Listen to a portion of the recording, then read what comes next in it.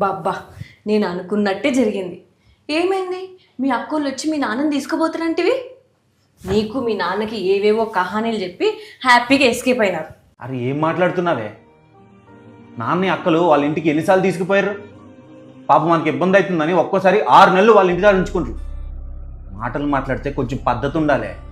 అది ఈసారి ఏదో వర్క్ ఉంది 2 నెలల తర్వాత తీసుకుపోతా అన్నారు. మనం మనుషులమే కదే, కొంచెం ఓపిక అర్థం చేసుకునే గుణం ఉండాలి. అవునా? నాకు అర్థం చేసుకునే గుణం లేదు. నాకు పని ఉంది. నెక్స్ట్ వీక్ మా ఫ్రెండ్ వాళ్ళ తమ్ముడు పెళ్ళి ఉంది. నేను ఇంక ఏడికి పోకుండా ఇంట్లోనే కూర్చొని 24 గంటలు ఆ పెద్ద మంచి సేవ చేసుకుంటూ కూర్చోవాలా? నా ఫ్రెండ్స్ అందరూ వాళ్ళ హస్బెండ్లతో పిల్లలతో సపరేట్గా సంతోషంగా ఉంటున్నారు. నా బతికే ఇట్లా తగలబడింది.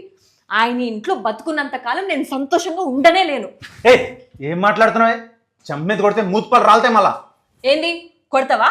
కొడతావా? నీతో మాట్లాడి వేస్టే. నీ మేనమాకి ఫోన్ చేస్తా, ఆయన వచ్చి నీకు బుద్ధి చెప్తాడు. చేసుకో, నేను కూడా చూస్తే ఏం చేస్తారో.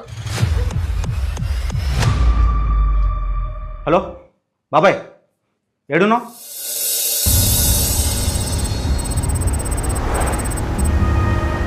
రీతి రీతి, ఈ మామయ్య వచ్చాడు.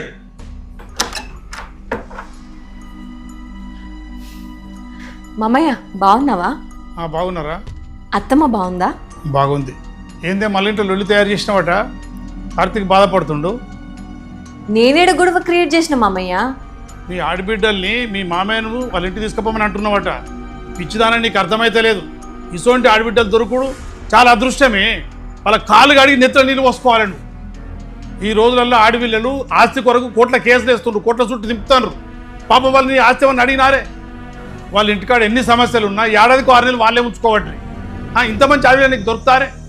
వాళ్ళ నాన్న కోసం చేస్తున్నారు, నా కోసం చేస్తున్నారా? వాళ్ళకేం బాధ్యత లేదా ఏంది? అట్లాగా అదే ఊర్లో 10 ఎకరాలు ఉన్నది మీ మామకు.